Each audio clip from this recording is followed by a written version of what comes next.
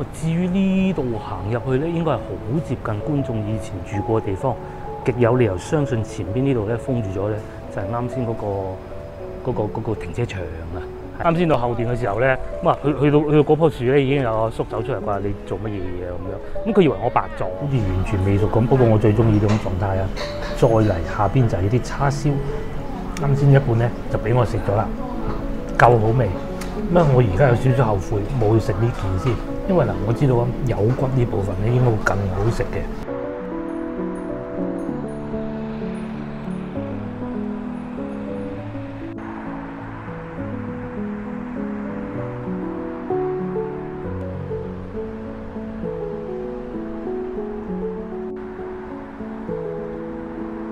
Hello， 各位觀眾大家好啊！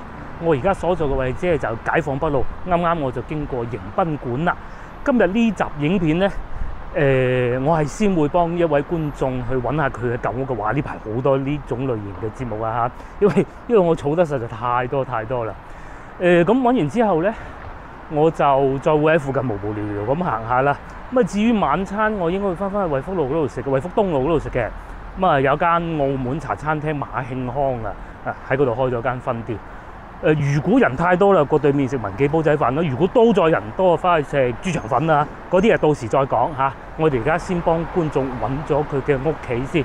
不得不提嘅係咧，大家見到前邊呢個係啦，前邊呢個就係對面迎賓館啦，呢度人行天橋啦，已經整好咗呢種 lift 咧，咁樣過橋啊，唔使行樓梯，幾過癮。咁啊，要揾嘅地方咧，應該就不遠矣㗎啦，因為前邊呢度已經寫住646號啊。咁觀眾要揾嘅咧叫做562號，咦？但係地圖咧顯示咧就喺前邊嘅喎，但係個 number 爭咁遠嘅咧嚇，唔好理佢啦，行咗再講啦嚇。通常我哋出嚟揾屋都係咁噶啦，邊有啊？一去到門口就係啊，冇咁容易嘅。去前邊睇睇，咁繼續往前行咧就係解放橋啊，過河啦。哇嗱，真係神奇啊嚇！地圖顯示咧562號喺前邊，但係個門牌咧就寫住640號喎。不過咧呢度話廣中旅，但係廣中旅好似喺對面嘅喎，死咯！揾再講。不過還好啊，細佬小時候咧都喺呢度附近長大嘅。咁我仲記得以前細個嗰陣喺對面踢波啊，即係後邊巷嗰度，嗰條叫咩巷我都唔係好記得啦。等陣或者會經過帶大家去睇睇，條巷仲喺度嘅。哦，呢條路唔啱，而家已經係府前路19號啦。過對面馬路再講啦。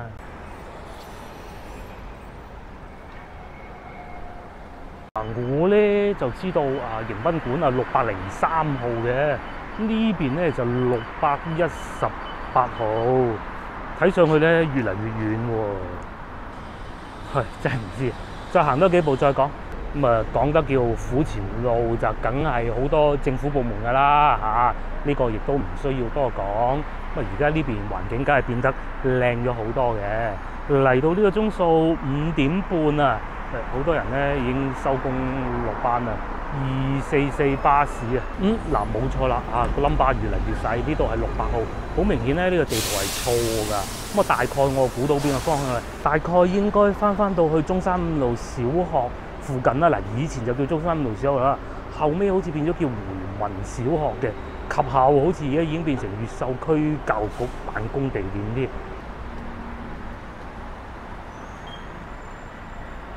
講起前邊咧有段古啊，即係啱先我都講過啦。我細個喺度大，我好記得大概我讀初中嗰陣啊，咁啊有個古仔嘅。當時咧開始興起嗰啲珍珠奶茶，咁珍珠奶茶咧喺台灣傳過嚟噶嘛。咁最初咧佢哋會叫大波奶茶嘅，係大小個大啊，波浪個波啦咁樣樣。咁佢嗰度又寫住大波奶茶，因為好明顯啦，係會引起好多人歧義啦。及後無奈就已經可能俾相關部門要求佢改翻個名啦嚇，我估嘅啫，就喺前少少嘅。嗱，相信大家有睇新聞都知啦嚇，解放橋咁啊，車來車往冇乜問題啊嚇。對面咧行入去就係桃街同埋六榕寺方向咯。咁啊，再嚟講下呢度啲樓啊，呢棟樓咧就係中旅商業城啦。右邊呢一棟咧，唔知大家睇得清唔清楚啦，遠啲。但係咧，我哋廣州人對佢有好深印象，係其中一間咧爛尾樓嚟嘅。咁咧，然之後啊，去到亞運會嘅時候，亞運會之前佢已經係爛尾樓㗎咯，而家仲封住。到亞運會嗰陣咧，咁有影響市容啊嘛，係咪？喺外邊咧就鋪咗一層假嘅布啊，去遮住佢，令到佢覺得好似係一棟樓咁咯。再及後覺得哇，咁樣都唔係好掂喎，因為當時全國都已經知道啦。咁然之後咧，市政府咧就揾咗一個國企車廠啊喺上邊賣廣告，好搞笑。550號喎，會唔會過咗咧？哇！我諗我掛住講爛尾樓咧，應該過咗，會唔會係前邊呢棟爛樓咧？呢度行入去係停車場嚟嘅喎，哇！實在奇怪，唔通各位觀眾以前住嘅地方已經變咗一個停車場？不如咁咧，我揾條路入去裏邊睇睇佢。我咧就再用另外一個地圖 app 嚟揾過呢個地方，佢係推算出嚟嘅，應該就喺我右邊呢棟樓啦。咁姑且過去睇下。不過咧，面前係550號喎，真係變咗停車場。點都好啦，我哋都入去望望佢。同埋咧，嗱呢度係566號。咁如此推斷咧，應該就大門牌已經冇咗啦。我哋入去裏邊咧，巷仔睇下，因為裏邊仲有居民樓咁樣，居民樓有居民樓，應該以前觀眾都喺裏邊曾經居住過、生活過嘅啫。應該前邊就係一條巷邊咧，咪有個巴士站嘅。我記得啊，我一段時間咧，經常喺度坐車翻屋企嘅，都會經過呢段嘅。咁咧好似一檔賣粽嘅，呢度入去咧叫魚金里。再嚟前邊咧，呢一家我印象中都係食雞好出名，不過可能呢幾年佢嘅出品差咗啦，叫味食家史詩雞啊！哇，一講起雞，嘴喐喐喎，咧就係呢度啦。唔知有冇機會過嚟呢度試下咧嚇？哇！花園酒店大廚黃偉雄師傅喎，但係裏邊好似真係好傳統嘅鋪頭，哇！搞到得喎。廢話少講，又掛住食雞，又搞到唔記得咗入去。我哋喺呢度入去長泰寧，一入咗嚟啊，已經揾到呢個叫廣州瑞興清湯圓啊！夠膽食清湯圓嘅咧，應該都唔嘢少。不過咧，休息5天嚇，再嚟呢度仲有一個勁啊！嘉氣寶泰，好少揾到㗎啦。我都同大家去過廣州唔少地方啦。我記得好似華貴路有一檔啦，嘉氣寶泰。嗱，我完全憑記憶㗎咋嚇。如果呢度行入去，好似係會通往羽武街嗰邊嘅，唔知有冇記錯？之前都曾經嚟過嘅。裏邊其實都幾闊落㗎嚇。往右邊轉啦，我哋睇下係咪有冇記錯啊嚇？睇下門牌先。至於呢度行入去咧，應該係好接近觀眾以前住過嘅地方，極有理由相信前邊呢度咧封住咗咧，就係啱先嗰個停車場啊！係啊，觀眾你住嗰個地方已經變咗個停車場啊！我再嚟睇下呢啲小區啦，不如暫時望上去都係80年代住宅樓嘅風格啦，幾多層啊？8層樓啊，呢啲比較老式嘅不過加裝咗電梯喎升緊上去啊！方便好多㗎，不過通常呢啲屋咧採光都係比較一般嘅啫嚇。好多都係咁嘅，喺越秀區嗰啲屋。冇錯，呢度係羽武街啦，我哋嚟咗個警務室添嚇。再望多眼呢棟屋，呢棟屋就冇加裝電梯啦。嘗試下喺呢度轉過去啦，不如應該已經好貼近。哎呀，應該冇路過啦。咁有棵樹啦，好舊嘅樹。都帶大家喺度望望佢，呢度有路行，我哋就行啊！好似呢度係可以穿翻出去解放北路嘅，就係啱先我哋行過嘅地方啦。至於鏡頭嘅正前方咧，就係先頭所講嘅停車場咯，嗬。呢邊呢棟屋咧就應該都係啱先嗰棟樓嚟嘅啫，就係啱先講嗰啲啦。羽武街45號啊！我仲記得外邊咧有檔食牛腩粉好似幾好嘅，哇！已經冇路咯喎，再行就俾人拉嘅咯。又唔係柳暗花明又一村。呢度咧又越嚟越近啱先我哋所講嗰個停車場嗰度，過去望望佢。宣告揾屋失敗，咁啊，起碼都喺附近行下，證實一定係已經拆咗㗎啦。而且咧，啱先到後段嘅時候咧，咁啊去到嗰棵樹咧，已經有個叔走出嚟，佢話你做乜嘢嘢咁樣。咁佢以為我白撞嘅，咁啊還好啦，即係細個真係喺度大嘅，斜對面就係我間小學啦。咁而且我啲口音都佢都分得到嘅，冇俾人拉去派出所嘅。咁啊，接落嚟呢個環節點辦咧？我都唔知點辦啦。不如去睇下我細個踢波嘅地方啊！呢度係咩地方？呢度就係中央公園啊！咁啊，呢度啊改造過㗎啦。我就唔同大家慢慢諗啦嚇，都帶大家曾經嚟過呢度直播過。咁啊，我會將連結擺喺屏幕右上角，到時大家可以翻去重溫。一直行就係廣圍路，呢度就係我讀小學嘅地方。喺呢度轉左就係我啱先所講以前踢波嘅地方啦。而家過去睇睇佢。以前你哋係咪會喺巷仔裏邊踢波啊？我都係一樣嘅啫。咁啊，巷仔踢波有咩好咧？就係唔使錢啦，梗係小學雞邊會有錢？有個波已經好巴閉，然之後擺兩個書包喺條路嗰度，喺條巷中間，咁啲車行嚟行去嘅。嗰陣啊，好少四個轆嘅，都係單車居多嘅啫，偶爾會有啦。咁會嘈住隔離屋嘅，會嘈住啲街坊嘅。咁啊，因為當時我唔係住喺呢度附近嘅，我係住得比較遠啲嘅。嗰個同學仔咧，我仲好記得佢嘅名，不過費事喺度開人哋名啦嚇。咁然之後咧，嗰個同學仔咧，屋企人就成日俾佢啲鄰居騷擾，又話佢踢爛塊玻璃啊，又話佢嘈住啊，剩下嗰啲，其實無他嘅，都係唔想我哋喺嗰度嘈住佢安靜嘅生活嘅啫。而且不單如此喎，當時係唔識㗎，當時真係唔知嘅。我哋踢波嗰條路咧，嗰條巷仔咧，隔離咧就係廣州市人民政府啊，即係喺啲門後邊咧喺度踢波啊！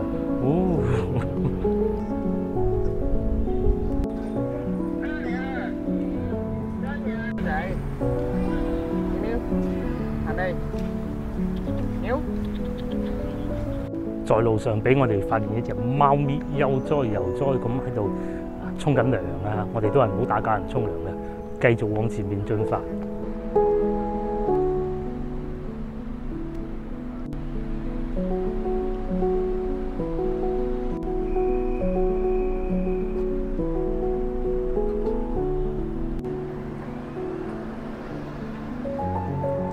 差唔多翻到嚟，哎呀，講埋啦，差唔多翻到嚟東風路咧，應該係差唔多到我哋以前踢波嘅地方啦。不過已經變成咁咯，乜都冇晒。今集影片咧就真係乜都冇晒。先頭幫觀眾揾個地方又係咁，而家咧要揾我踢波嘅地方都係咁，咁梗係咧右邊咧又係一個大型政府部門啊。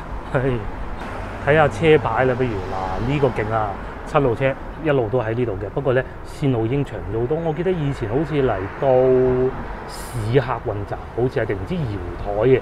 不過依家係一路去到同德圍啦、石茶路啦。即係同德圍上啲。咁另外一邊咧就去翻大沙頭。我記得以前喺大沙頭咧仲會兜過去二沙島㗎。咁依家就唔兜啦。咁再嚟12路車就繼續係二沙島啦。另外一邊咧，12路車好似去到和平新村嘅。以前係冇後邊呢一段嘅，後邊一段而家去到金沙洲添。勁啊勁啊！好，行咗無遠，我哋翻嚟粵華路。我計劃咧就喺前邊呢度穿翻出去廣仁路啊。前邊呢個有黃色招牌嗰度穿過去咧，我記得我以前咧有個好要好嘅書友仔咧，都喺裏邊住嘅，好似佢都係搬咗無耐嘅啫。同埋咧，我哋而家都仲有聯繫嘅，又當然喺社交媒體上邊啦嚇，我仲記得佢個名嘅。咁另外，如果我冇記錯咧，喺我左手邊呢棟樓啊嚇，就係咧廣州7咧喺廣州嘅公司就喺呢度㗎啦。冇錯啦，就喺呢度波咧，呢度踢唔到嘅，叫華寧里嚇。不過我哋以前咧都唔記住呢條路嘅名嘅，都係後期睇翻晒電話地圖先記得嘅啫。華寧里嘅呢度一路穿翻出去咧，就會翻到去廣仁路嗰個方向嘅。因為我點解喺度讀書咧？因為我戶口喺大南路嘅，大南路滿咗，所以就過嚟呢度讀書嘅啫。當時咧仲有一個原因就係因為我婆住喺廣圍路咁近佢啊嘛。如果喺大南路讀書嘅話咧，中午翻嚟呢度食飯係比較麻煩嘅。反而有好多書友仔咧，佢哋都係附近一啲公司嘅家屬啦嚇，譬如話建工啊、建築工程公司好似係叫做咁，甚或有啲咧佢爸爸媽媽係環衛工人嚟嘅唔係工人 ，sorry， 係一啲管理層咯嚇。咁但係當然啦，就唔係好高嗰啲嘅，咁所以咧都係喺呢度讀書。至於啱先我講嗰個書友仔間屋喺邊咧，我真係唔好記得啦，好似都係呢一剎㗎啦嚇。揾我唔揾啦，係再嚟就係前邊啦，前邊咧就係一個大嘅巴士總站啊，64路我記得都仲喺呢度嘅。至於仲有其他，我真係完全唔記得晒啦，因為好少喺度坐車嘅，喺呢度坐車我翻唔到屋企噶嘛。咁仲有以前賣月卡就喺呢度噶啦。知唔知道咩係賣月卡？觀眾即係買咗嗰張卡之後咧，唔知總之固定一個價錢嘅，咁然之後咧你坐巴士啊，呢啲細冧巴士咧，以前叫做非專線車啊，咁咧就可以免費㗎啦。咁我哋專會揀嗰啲非專線車嚟坐，好似大概2000年度咧就結束咗啦。實際時間我真係唔係好記得啦嚇。嗱，面前咧就有班市民喺度等緊巴士啦，佢哋等緊咩啊？55路前邊咧就係廣惠路。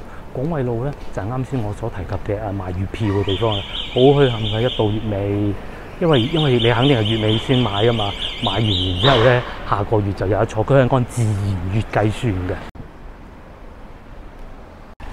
我啱先講買月票咧就係呢個地方啦嚇，就係呢個地方已經變成衞生所啦。咁喺呢一行又排隊買月票，哇排到好交關啊！依家咧就梗係唔使啦。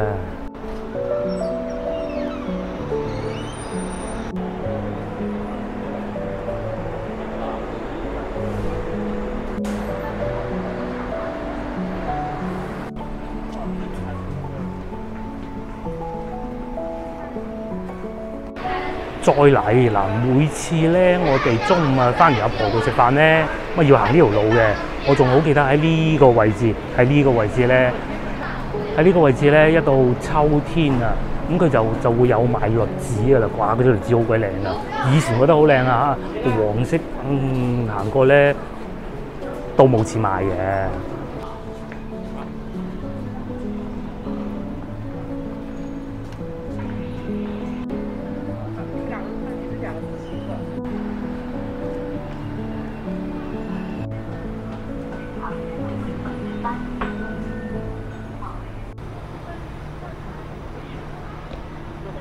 咁我哋就進入呢個廣大路啦。廣大路大家印象中有咩地標啊？首先第一個就係對面咧以前係一個市場嚟嘅，舊年嘅時候已經拆咗啦，咁重新改造過，依家仲未開返。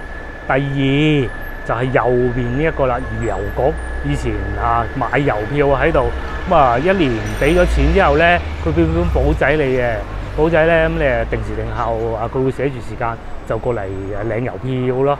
咁然之後咧喺我右手邊呢度大家知唔知係咩地方啊？當時咧，如果喺廣州講食雞，清平雞梗係最靚噶啦。第二就係呢度，路邊雞啊，廣大路邊雞啊，我太 detail 我唔記得，因為我未食過啊嘛，係真係慚愧，我竟然未食過。不過呢度咧已經又變成一個停車場了，係咪真係好唏噓咧？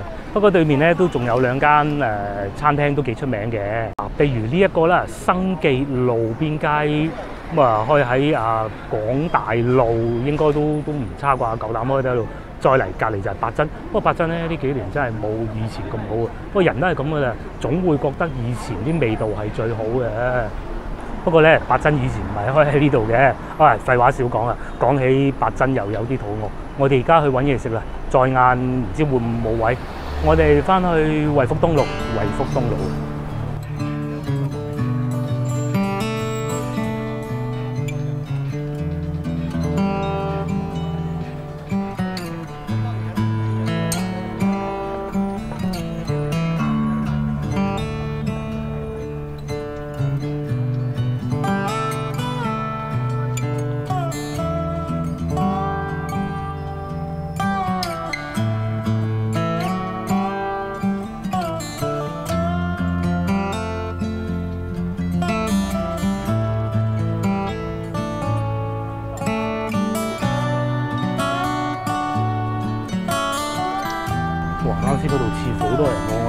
前啲文記睇下咧，就係呢度嘅啫。如果多人就都翻去馬慶康啦，唉，因為其實我自己都想食嘅文記唔得，仲誇張，嘿。不過唔緊要嘅，惠福東路啊大把嘢食，咁啊翻去睇下馬慶康二樓有冇位啊！我真心想試下嘅馬慶康。我哋入咗嚟馬慶康啦，咁啊掃碼點餐，掃碼。睇下有咩食先啊！哇，勁喎，仲有簡體中文、繁體中文同埋英文添，爭葡文啊！我梗係揀簡體中文嘅餐啫，我就點好啦，掃碼點餐，太陽叉燒飯啦，我要咗小飯嘅，咁啊豬扒包咧係冇豬扒，包嗰個包咁啊換成三文治啦，然之後再嚟就係呢個香茅班蘭茶，成張單86蚊，都唔平喎。試試茶先，話都幾靚喎！嗱，上邊有呢個班蘭葉啦，咁然之後咧，我有吸管嘅，我做人冇吸管添，冇道理㗎嘛，係咪？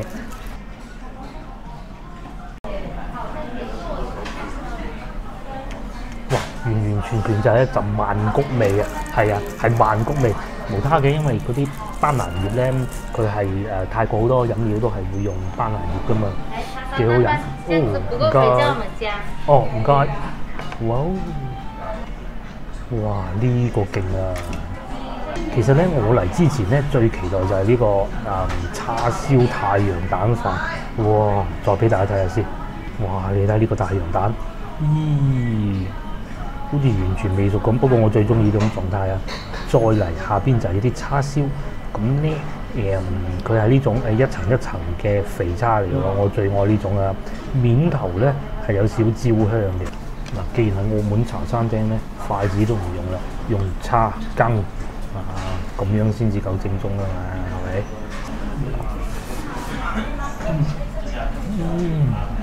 咪？哇，得喎！佢啲飯咧係有少少焦香嘅味嘅，唔係淨係得甜嘅。通常咧，我哋廣府啲叉燒咧，都係落麥芽糖噶嘛。咁佢除咗嗰種鹹味之外咧，仲多咗一種焦香嘅味道，再配埋一件叉燒。叉燒咧就肯定有窿邊噶啦。我知道澳門人啊處理叉燒啊燒肉咧好有一套嘅。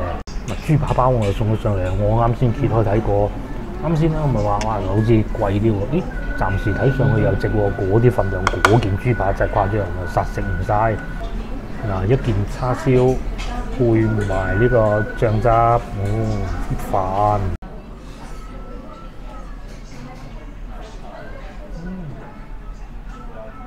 佢嘅叉燒咧係有陣焦香味嘅。嗱，我估嘅咋，可能係葡國人處理燒肉啊比較在行嘅原因啦嚇。然之後呢個叉燒咧食落口咧係會好腍嘅，夠腍身嘅。我最中意呢種狀態，我好怕硬嘅。咁然之後咧，佢係一層一層嘅肥肉噶噃，正。跟住咧，再一少少飯嘅羹，再飲啖，班蘭茶，哇，猶如置身澳門一樣嘅。即係不過咧講就咁講嘅，我都去過不少次澳門嘅，但我真係未過馬慶康嘅。嗱，我知道有位觀眾咧係澳門人嚟嘅，有澳門觀眾話俾我聽，睇上去正唔正宗咧？不過咧呢個飯咧仲未到最精彩嘅時候，最精彩係個蛋啊！食多啖就講。暫時睇上去咧叉燒都 OK 多啦，OK 多啦。咁啊佢每件都有肥嘅，但係咧就唔係全部都係呢一種五花間住嘅嗱，都有呢種下邊係肥嘅，上邊係瘦嘅。至於脆口方面咧，係有焦香味，但係咧又未至於到好似我哋廣府叉燒咧，有啲黑叉燒或者叫老娘叉燒啊，有鋪頭做得幾好嘅，佢外邊咧脆薄薄嘅，佢就未至於。但係咧，我好中意佢嗰個調味嘅，就係呢一部分啦。哇，啲調味好好。其實如果唔係咧，叫咗咁多嘢食咧，我係會再叫佢再加飯，加飯係唔使再加錢嘅。然之後咧，再攞多啲醬汁就唔使再加錢嘅。接落嚟就到個蛋啦，煎雙蛋啊！應該點食煎雙蛋嗱？我以前咧大學咧就食過嘅，經常有個茶餐廳都會做嘅。係我大學隔離就係外語學院啦，外邊嗰條街咧，其實啲嘢食都幾鬼佬嘅嚇。鋥開個蛋佢，我就會咁食嘅。然之後咧就撈勻佢，將呢啲蛋白鋥散啊，咁啲蛋黃啊梗係流落啲飯度啦，鋥散佢，然之後撈勻佢嚟食。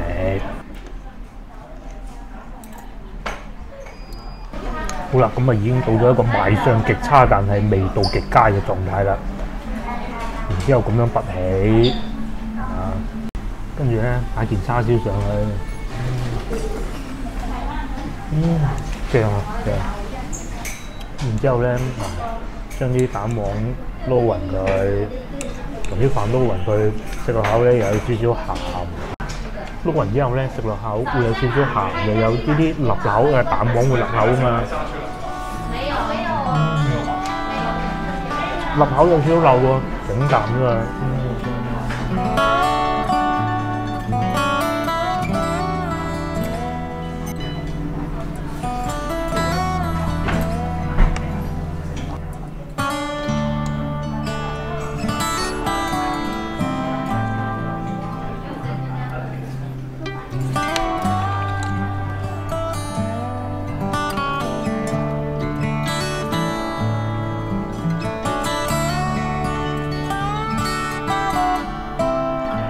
已經飽咗一半添，唔好理佢啦。食過埋個豬扒包，話説咁嘅。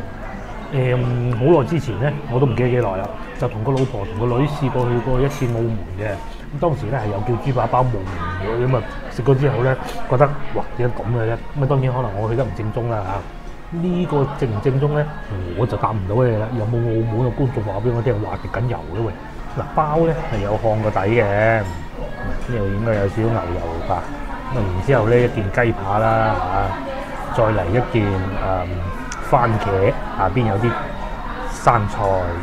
咁佢哋咧係有配一個手套嘅，不過我雙手已經清潔過啦，咁啊唔用手套啦，梗係原隻揸最好食噶嘛。仲有啊，啱先咧我準備撈機嘅時候咧，個服務員姐姐非常之熱情，佢問我意見，果然唔錯。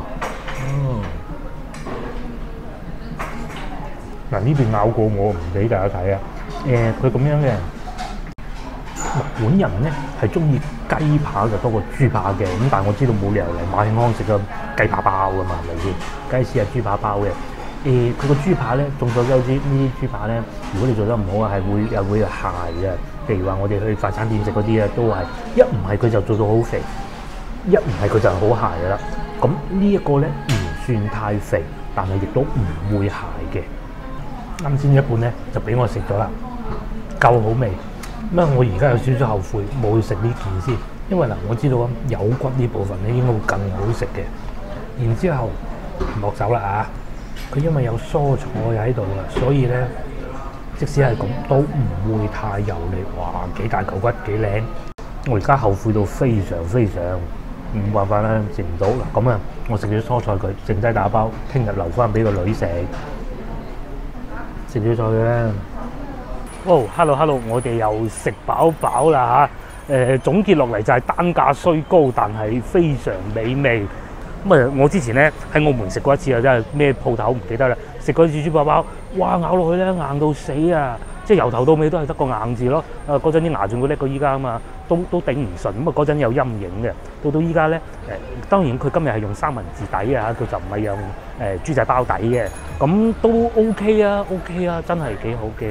咁啊以後可以再試，又或者有澳門公眾請推薦我，下次有機會去到澳門可以試下邊間啦。嗱好啦，咁啊廢話少講啦，今日影片亦都到此為止啦。